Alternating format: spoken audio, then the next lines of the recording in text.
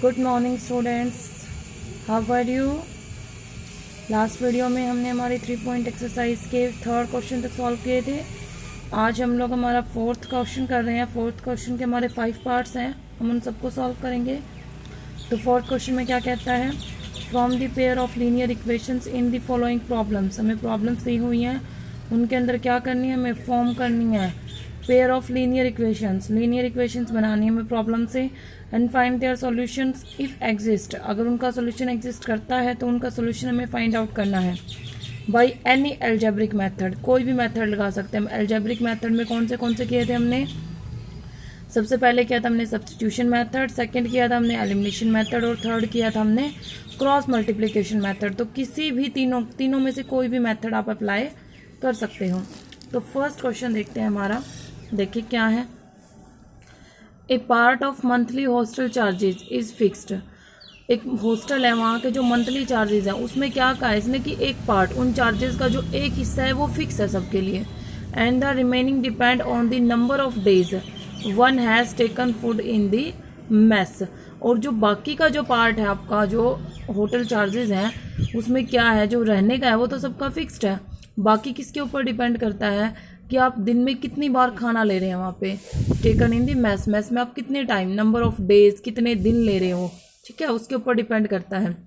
When a student ए, एक student A है, takes food for 20 days. Student A क्या कर रहा है, उसने 20 दिन खाना लिया है। She has to pay ₹1000 as hostel charges. उसे कितने रुपए पे करने पड़े, 1000। Where as a student B who takes food for 26 days.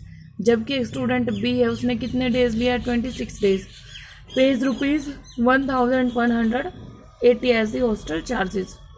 Find the fixed charges and the cost of food per day. हमें फिक्स चार्ज बताना और cost of food per day बताना है। तो इसके अंदर हम लेट कर लेंगे, ठीक है। Let fixed charge of hotel लिया, हॉस्टल है सॉरी, हॉस्टल हमने ले लिया ₹X, ठीक है, हो गया फिक्स्ड चार्ज। उसके बाद हमने लेट किया, लेट कॉस्ट ऑफ फूड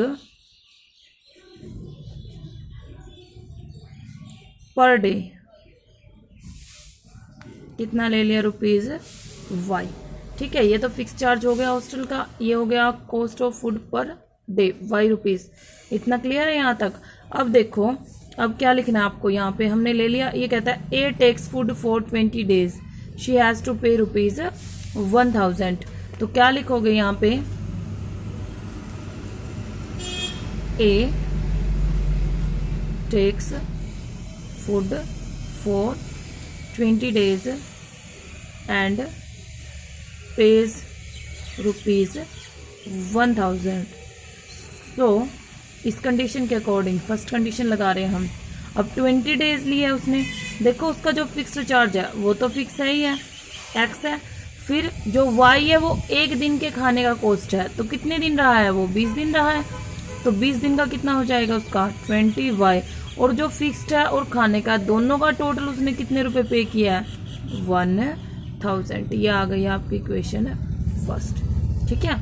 इसी तरह से अब ले लोगे कि B takes food for 26 days and pays rupees, कितने किया उसने, 1180 रुपीज़, ठीक है। सो सेकेंड कंडीशन, अब फिक्स चार्ज तो उसका भी सेम है, सबका सेम है फिक्स चार्ज। तो अब एक दिन का फूड का कितना है, ₹Y है, तो 26 डेज का कितना हो जाएगा, 26Y equal to 1180। This is your second condition, ठीक है। First condition, second condition. अब दोनों कंडीशंस को हमें क्या करना है, सॉल्व करना है। यहाँ पर आप कोई भी मेथड लगा सकते हो, ठीक है। तो हम यहाँ एलिमिनेशन मेथड यूज़ कर रहे हैं, लिख दोगे यूजिंग एलिमिनेशन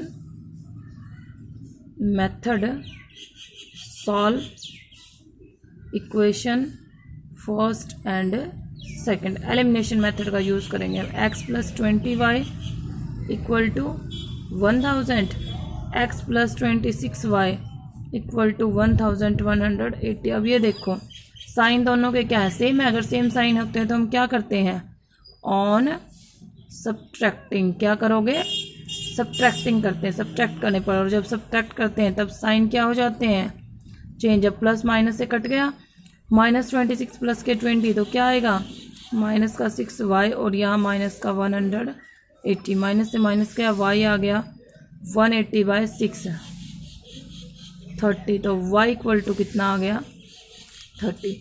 ठीक है, y 30 आ गया। अब y आ गया तो x की वैल्यू निकाल सकते हैं हम। Put value of y in equation first में रख दिया हमने। तो x + 20 y की जगह क्या रखा 30 equal to 1000। 600 equal to 1000, x equal to 1000 minus में 600 दैट इज इक्वल टू कितना आ गया 400। मतलब फिक्स्ड चार्ज क्या है यहाँ के, ₹400 और cost of food per day ₹30। Clear है, कर सकते हैं। तो इस तरह से सॉल्व करना है। यहाँ आप सब्स्टिट्यूशन मेथड भी यूज़ कर सकते हो या क्रॉस मल्टीप्लिकेशन मेथड भी यूज़ कर सकते हो। हाँ, अगर क्वेश्चन में बोला गया कि आपको ये मेथड यूज़ करना, फिर हम वही मेथड यूज़ करेंगे। अदरवाइज प्रॉब्लम्स हम होते हैं उनके अंदर हम कोई भी मेथड यूज़ कर सकते हैं। क्लियर है। नेक्स्ट देखो, ए fraction becomes 1/3 when 1 is subtracted from the numerator and it becomes 1/4 when 8 is added to its denominator. Find the fraction. Fraction निकालनी है। तो फ्रैक्शन के लिए हम क्या लेट करते हैं, सबसे पहले तो लेट दी नोमरेटर क्या ले लिया x, डिनोमिनेटर क्या ले लिया y, देन फ्रैक्शन क्या बन जाएगी आपकी x/y। ठीक है, numerator x, denominator y, then fraction x/y हो गया। अब देखो अकॉर्डिंग टू फर्स्ट कंडीशन,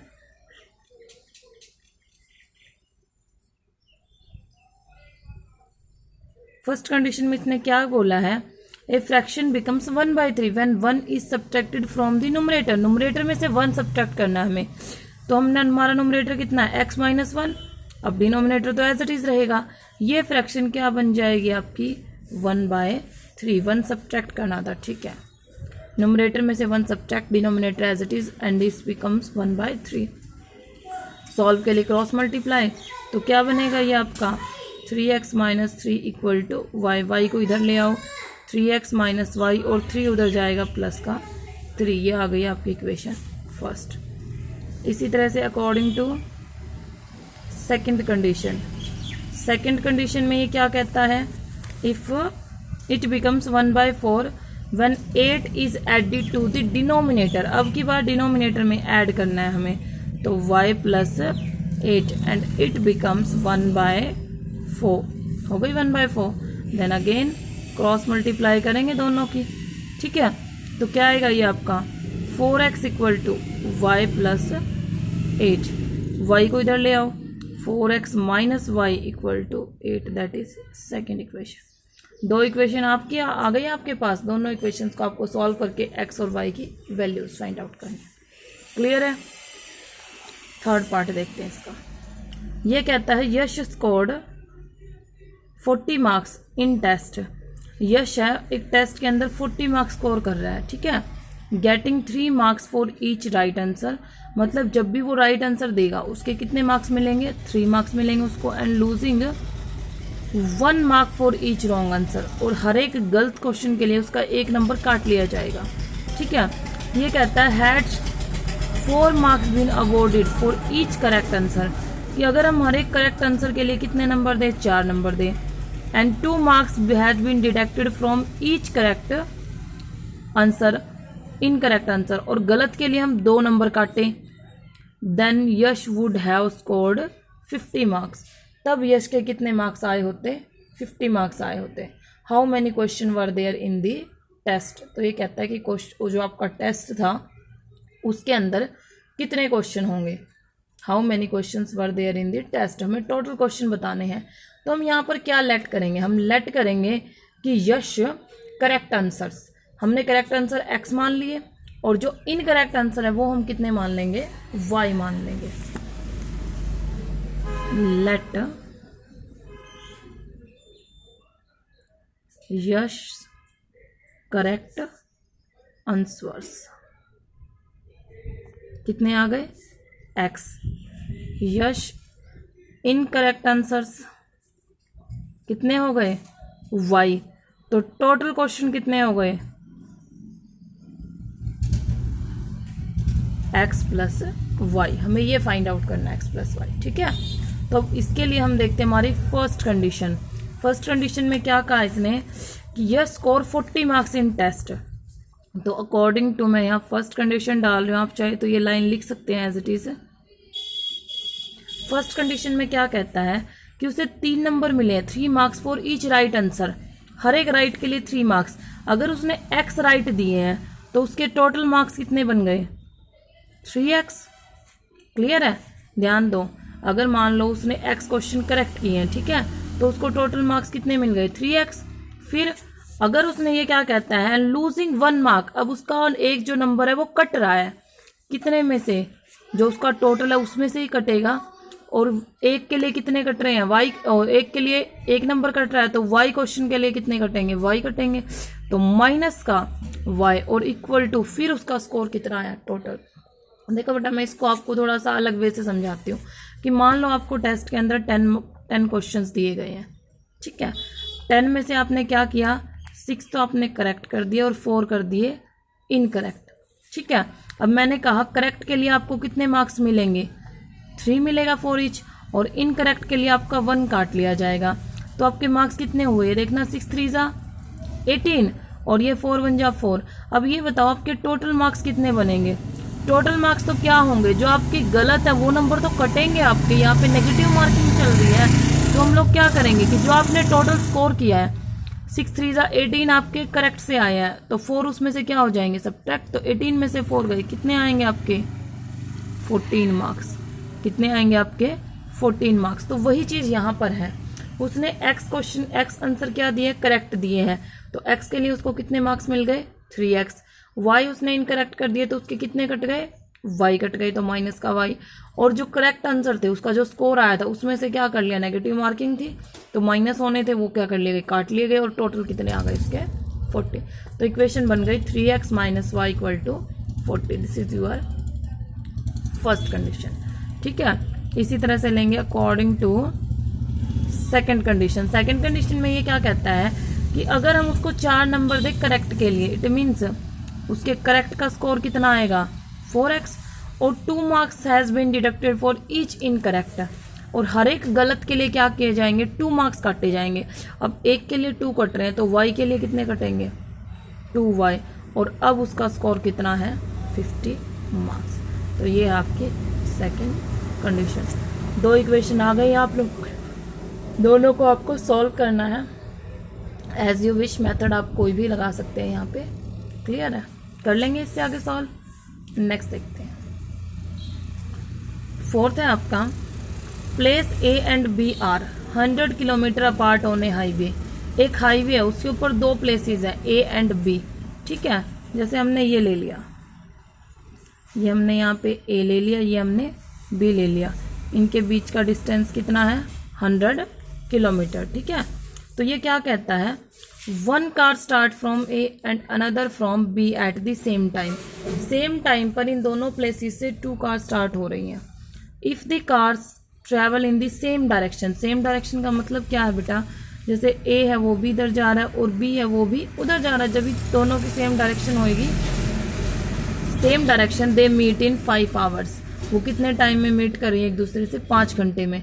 अब वो सेम डायरेक्शन में जा रही है, ये ध्यान देना, सेम डायरेक्शन में जा रही हैं। सेम डायरेक्शन में जाएंगे तो ये भी चल रही है, ये भी चल रही है, ऐसे तो ये मिलेंगी नहीं। ये कब मिल सकती हैं, जब एक की तो स्पीड क्या हो, ज़्यादा, और एक की स्पीड क्या हो, कम, तभी वो कहीं ना कहीं जाके आगे कहाँ पे मिल जाएंगी, ठीक है। उनको मिलने में कितना टाइम लग रहा है, 5 घंटे, या फिर ऐसा हो सकता है कि ये चल रहा हो और ये स्टॉप हो, तब जाके वो मिल सकते हैं। उनको मिलने में 5 घंटे लग रहे हैं। फिर कहता है if they travel towards each other they meet in 1 hour. फिर कहता है कि अगर वो दोनों एक दूसरे की तरफ, A इधर जा रहा है, B इधर जा रहा है, दोनों एक दूसरे की तरफ आ रहे हैं, तब वो कितने टाइम में मिल रहे हैं, 1 आवर में, और यहाँ लग रहे थे उनको 5 आवर। ठीक है, तो क्या कहता है, what are the speeds of 2 cars, दोनों कार्स की हमें स्पीड बतानी है। ठीक है, तो लेट करेंगे हम, लेट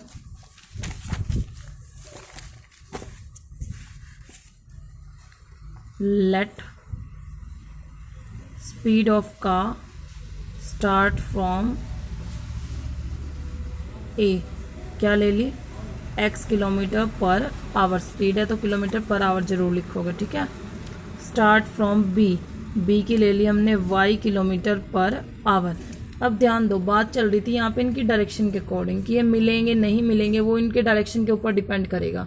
ठीक है, कैसे, अब ये दोनों एक उधर जा रहा है एक उधर जा रहा है, मैंने अभी भी बताया कि इन दोनों को मिलना है, वो कब मिलेंगी, जब एक की स्पीड ज़्यादा होगी और दूसरे की कम, मतलब उनका मिलना उनकी रिस्पेक्टिव स्पीड के ऊपर डिपेंड करेगा। तो हम यहाँ निकालेंगे इनकी रिस्पेक्टिव स्पीड,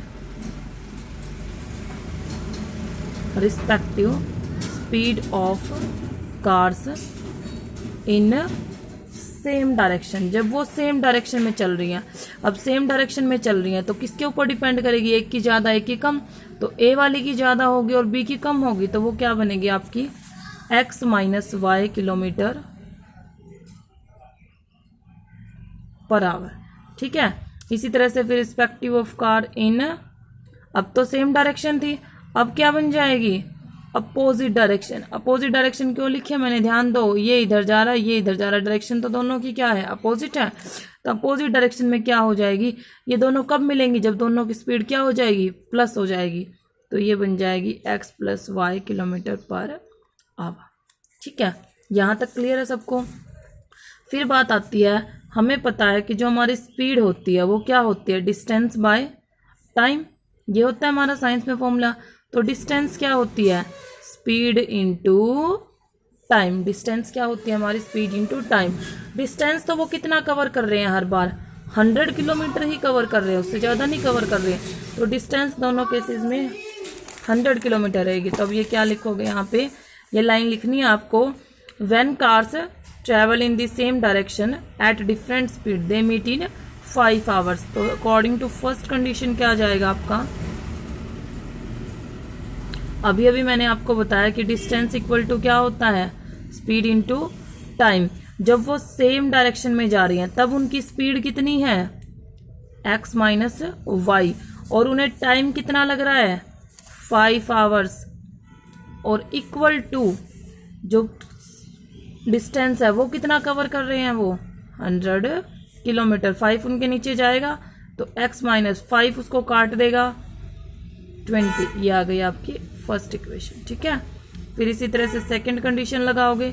सेकंड कंडीशन में क्या है, वो कहाँ जा रहे हैं, टुवार्ड्स ईच अदर। ठीक है, एक दूसरे की तरफ आ रहे हैं, तो वहाँ पर उनकी स्पीड क्या है, x प्लस वाई, और उनको टाइम कितना लग रहा है, 1 आवर, तो इनटू में 1, और डिस्टेंस वही है 100 किलोमीटर, तो x plus Y equal to कितना आ गया, 100। ये आ गई आपकी सेकेंड कंडीशन। दोनों इक्वेशंस आपके पास आ चुकी हैं, आप इनको आगे सॉल्व कर सकते हैं। ठीक है, नेक्स्ट देखिए, फिफ्थ है यहाँ पे, the area of a rectangle gets reduced by 9 square units. एक रेक्टेंगल है, उसका एरिया क्या कह रहा है, ये 9 स्क्वायर यूनिट क्या हो जाता है, रिड्यूस। रिड्यूस का मतलब होता है कम होना, कम हो जाता है उसका, कब, if its length is reduced by 5 unit and breadth is increased by 3 unit. अगर हम लेंथ को तो 5 यूनिट कम कर दें और ब्रेथ को 5 यूनिट इंक्रीज कर दें, तो एरिया क्या हो जाता है, कम हो जाता है। इसी तरह से क्या कहता है आगे, if we increase the length by 3 unit, अगर हम लेंथ को 3 यूनिट इंक्रीज कर रहे हैं और ब्रेथ को 2 यूनिट कम कर रहे हैं, एंड ब्रेथ इज 2 यूनिट, ये भी इंक्रीज कर दी, the area increased by 67 square unit. Find the dimension of the rectangle. ठीक है, तो डायमेंशन निकालने हमें, तो लेट भी हम क्या करेंगे, डायमेंशन ही करेंगे। Let the length of rectangle, क्या ले ली हमने, x यूनिट। ठीक है, ब्रेथ y यूनिट। क्लियर है, x हो गई y हो गई, तो एरिया क्या होगा, लेंथ इंटू ब्रेथ होता है, तो एक्स वाई स्क्वायर यूनिट। ठीक है, तो अब हम कंडीशन लगाते हैं। फर्स्ट कंडीशन, ध्यान से समझना इसको। इसने क्या कहा है फर्स्ट कंडीशन के अंदर कि जो एरिया है वो 9 स्क्वायर यूनिट कम हो जाएगा। कब होगा, if its length is reduced by 5 unit. अगर हम लेंथ में से 5 यूनिट कम कर दें, मतलब x माइनस 5 कर दिया, and breadth is increased by 3 unit, और ब्रेथ को 3 यूनिट इंक्रीज कर दें, तब इनका एरिया, अब ध्यान दो, लेंथ इनटू ब्रेथ क्या होता है, एरिया ही आएगा। जो नई लेंथ है और नई ब्रेथ है उनको जब मल्टीप्लाई किया तो नया एरिया आएगा।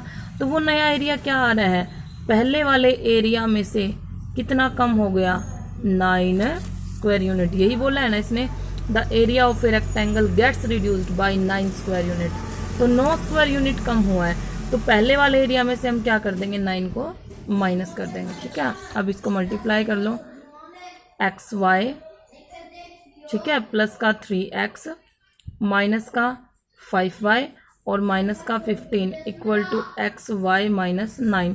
अब दोनों तरफ है तो एक्स वाई से एक्स वाई कैंसिल, क्या आ गया 3x माइनस 5y, माइनस का 15 उधर जाके क्या हो जाएगा, प्लस का 15 हो जाएगा। 15 में से 9 गया, कितना बचेगा, equal to 6। First condition, first equation आ चुकी है हमारी। इसी तरह से अब according to second condition, second condition क्या लगाएंगे हम लोग, इसने कहा है if length is increased by 3 unit and breadth is 2 unit.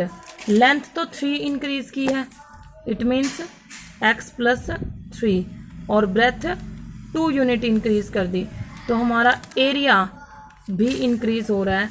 कितना एरिया इंक्रीज हुआ है, 67 स्क्वायर यूनिट। इंक्रीज हुआ है तो प्लस कर दिया, रिड्यूस हुआ था तो माइनस कर दिया। ठीक है, तो X Y plus 2x plus 3y plus 3 2 6 equal to X Y plus 67। X Y से एक्स वाई गया, 2x प्लस 3y, 6 उधर जाके माइनस हो गया तो क्या बच गया 60। ये सेकेंड इक्वेशन। तो अब फिर से हमारे पास 2 इक्वेशन आ चुकी हैं, इन दोनों को हमें सॉल्व करना है। कर लेंगे सभी solving equation first and second method as you wish. तो ये थी हमारी 3.5 में प्रॉब्लम सम थे जो हमने कर लिए हैं, ये सभी आपको ट्राई करने हैं। Thank you.